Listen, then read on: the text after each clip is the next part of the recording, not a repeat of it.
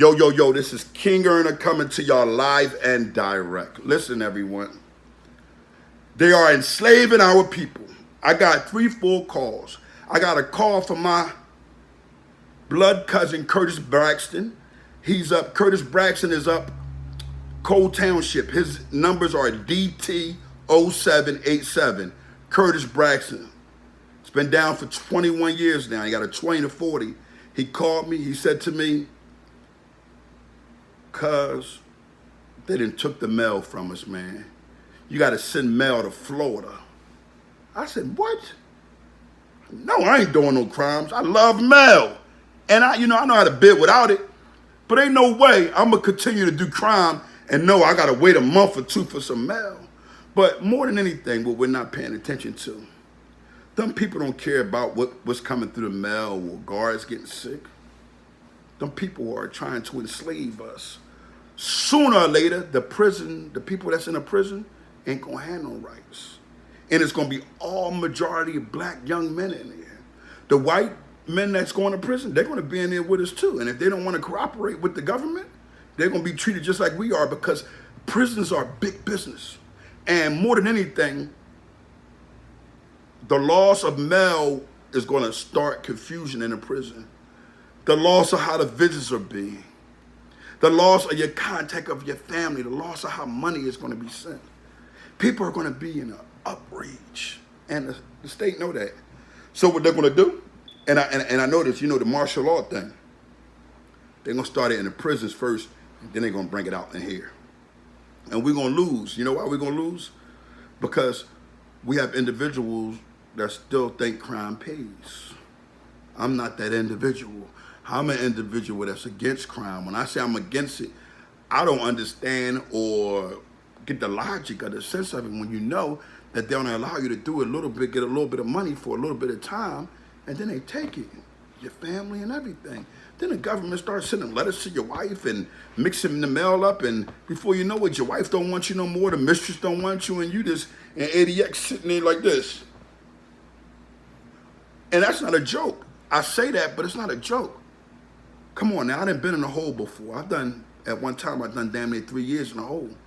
And I don't brag on it. I don't like to tell jail stories no more, none of that. But when I came out of that hole, my mindset was different. I couldn't be around everybody. And, the federal hole was a little different than the state hole. The reason why it's different than the state hole is because the contact is very thin, And on top of that, you have dudes that's in the hole that got a 2-man cell that might have 6 people in the cell because they don't want no rats in their cell. So they get everybody from their city in their cell. So everybody's sleeping over top of one another. Don't let it be a 6-man. You never know how many people. Some people, and the next morning, if it's a 2-man cell, the guy don't like him, get on that gate. Tell the police you don't want to be here. And they get them out of there. And, at the end of the day, don't nobody want to live with somebody who don't want them there. Because sometimes it be individuals that say they just don't want nobody to live there. I don't want you living here. Tomorrow morning, it's possible, make a bow face. Or they'll catch you while you're coming in with your handcuffs. Rules is, uncuff me first before I go in there. Do not send me in there cuffed. Because while you're getting the cuffs, while you're turning around, or while you're putting your hands behind your back to go to the little slot to get the cuffs off, slice. Get out of here. I told you to want them in here. These are individuals doing a lot of time in prison, individuals who are stuck there. So I give my honors out to those that's on 23 and 1, like especially my OG Skag Murphy that's on death row, because he's been there close to 40 years and his contact mainly is male. So they found a way to mess with it legally. And guess what? None of the lifers are going to fight against it. None of the lifers in the state prisons are going to fight against it. In Pennsylvania. You know why? It's only very few that has a lot of honor left that'll speak up. A lot of them look at the prison as their home. My goal is to get all the youngins to not go that route. Don't go to prison. Don't go to jail. Get you a job today. You heard about what I was just talking about, everything I'm saying about these prisons. how they taking mail. Go get you a job today. Go fill out your application. If you don't know how to do it, this is what you do. Find somebody that you know that can help you build a resume. Once you build your resume, right, you then find jobs. You look for jobs online, and they're going to have a place, an option for you to fill out an application, fill out the application with your resume via email and send it off. Now, I know all that sounds congested. It's like, oh, I've been selling drugs. I just know how to bag the work up and put it out there. I understand, youngins, but listen to me. There is somebody in your community that can help you with that. And that somebody is me.